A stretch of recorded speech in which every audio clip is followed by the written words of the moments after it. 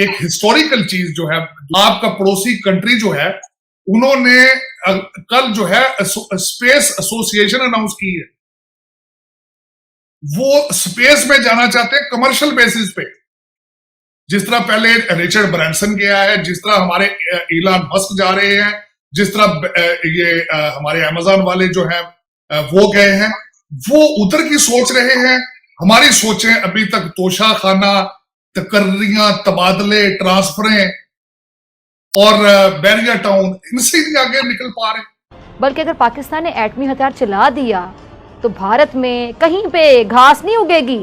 ये की मैम इनकी औकात क्या, इनके लीडरों की औकात। माहौल बड़ा तनाव का है और मुख्तलिफ लोग तो ये कह रहे हैं नहीं सब अच्छा है, लेकिन ये कहा जा रहा है कि जो DGISI की अपॉइंटमेंट थी उसके ऊपर जारी बात है कि इमरान खान साहब का और जनरल बाजवा का डिफरेंस ऑफ ओपिनियन है, जिसपे ये कहा जा रहा है कि शायद दोबारा कुछ नाम आएंगे, 3 से 5 नाम DGISI के हवाले से दोबारा आएंगे प्राइम मिनिस्टर ऑफिस, क्योंकि जब DGISI और आर्मी चीफ जो है ये प्राइम मिनिस्टर का प्रेरोगेटिव है लगाना।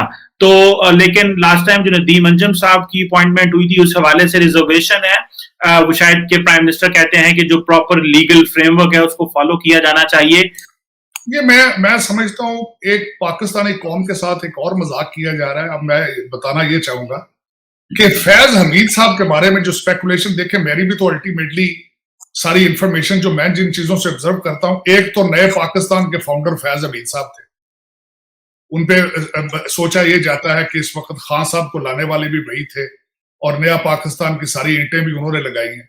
तो एक तो वो वजह बनी थी कि खान साहब समझते हैं कि उसके बगैर अगर ISI, बल्कि ये गलत एक तासर दे रहे हैं खान साहब, इंप्रेशन ये जाता है कि ये फिर ISI की सपोर्ट की वजह से गवर्नमेंट चल रही है, इनकी अपनी पॉपुलैरिटी कोई नहीं है, कि वो एक ISI के चीफ चेंज होने से उन्हें इतना खतरा महसूस हो गया है कि वो चीजें खराब होती नजर आ रही।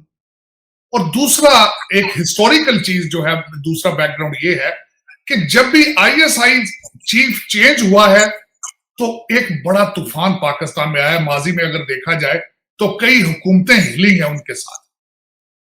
तो एक तो ये दूसरा वजह। तीसरा कोई स्पेकुलेशन है कि शायद कोई रूहानी रेफरेंस है इसके साथ, और कोई मेरा मकसद उस हवाले से भी कुछ चीजें जो इस वक्त गर्दिश कर रही हैं। कल बाजवा साहब की मीटिंग हुई, अब देखें कि ये ऊंट किस करवट बैठता है, लेकिन दुनिया जिस तरफ जा रही है, दुनिया के मसाइल कुछ और हैं, पाकिस्तान के मसाइल कुछ और हैं। आपका पड़ोसी कंट्री जो है, उन्होंने कल जो है स्पेस एसोसिएशन अनाउंस की है। वो स्पेस में जाना चाहते हैं कमर्शियल बेसिस पे। जिस तरह पहले रिचर्ड ब्रांसन गया है, जिस तरह हमारे इलॉन मस्क जा रहे हैं, जिस तरह ये हमारे अमेज़न वाले जो हैं वो गए हैं, वो उधर की सोच रहे हैं। हमारी सोचें अभी तक तोशा खाना, तकर्रियां, तबादले, ट्रांसफरें और बैरिया टाउन, इनसे ही आगे निकल पा रहे। हालांकि जो इतना बड़ा तूफान जो है वो उसका सामना करने वाला है पाकिस्तान अफगानिस्तान की वजह से, लेकिन उसकी कोई तैयारी नहीं मौजूद। मेरी ओपिनियन चीमा साहब इसके बारे में बिल्कुल डिफरेंट है। ये बिल्कुल तब्दील नहीं हो सकता। उसकी दो वजूहात। एक तो आपका हर सियासतदान जो है वो आपकी फौज का पैदावार है। भुट्टो से लेकर आज तक आपकी 3 बड़ी पार्टियां हैं, आप देख लें। भुट्टो साहब अयूब खान साहब की प्रोडक्ट थे, हमारे नवाज शरीफ साहब जनरल ज़िया-उल हक की प्रोडक्ट है, खान साहब भी खुद जो सारी दुनिया चीख चीख के मर गई, सिलेक्टेड, वो भी सारी स्टोरी दुनिया के पास। हर सियासतदान जो है वो फौज लेकर आती है। और देखें, मैं एक अगले दिन मेरे लिए जब मुझे पता चला था, मेरे पांव के नीचे से जमीन गुजर गई थी। पाकिस्तान में इलेक्शन लड़ने के लिए ISI का आपके पास क्लियरेंस सर्टिफिकेट होता, अब आप MP और MNA का इलेक्शन लड़ सकते हैं। वो इंटेलिजेंस ब्यूरो का लेटर क्यों नहीं होता? वो FIA का लेटर क्यों नहीं होता? ISI is related in between, the agency एक इदारा है फौज का।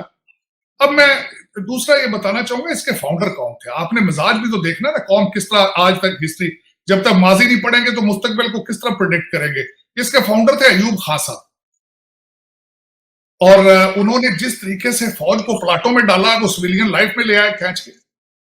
और फौज अब इस तरीके से आप देखें, फौजी फाउंडेशन दे लें, सीमेंट भी फौजी, शुगर मिलें भी फौजी, सारा कुछ। अब मेरा अब तो ये खैर फौज हैज बिकम अ सिविलियन, वो कहते हैं सेमी गवर्नमेंट, एक मेरे ख्याल में प्रोडक्ट बन चुकी है। लेकिन अब इसको चेंज करना इट इज ऑलमोस्ट इम्पॉसिबल।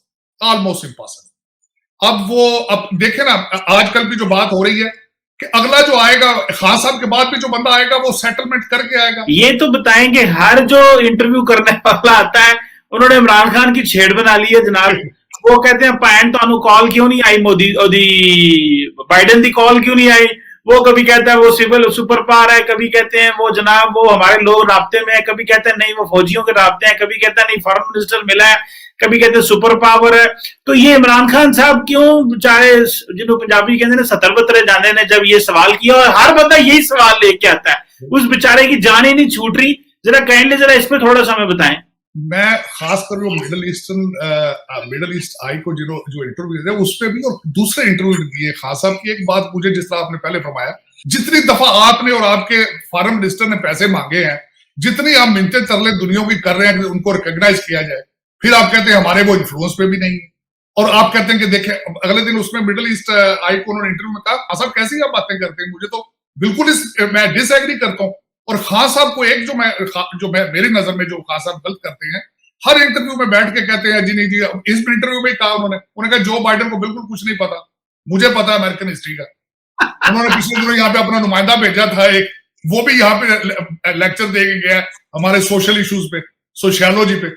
तो खान साहब एक तो आपको चाहिए या तो हिस्ट्री का स्कूल खोल लें कोई, जिसमें हर प्रेसिडेंट को बुला के हिस्ट्री सिखाएं, यूरोप की, अमेरिका की और मिडिल ईस्ट की और इस्लाम की। पाकिस्तान से जंग का सोचा भी तो पाकिस्तान के एटमी हथियार से इसे और इसके भारत को कहीं का नहीं छोड़ेंगे।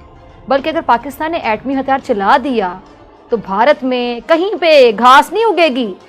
ये इनकी मैम कहते हैं इनकी औकात क्या, इनके लीडरों की औकात।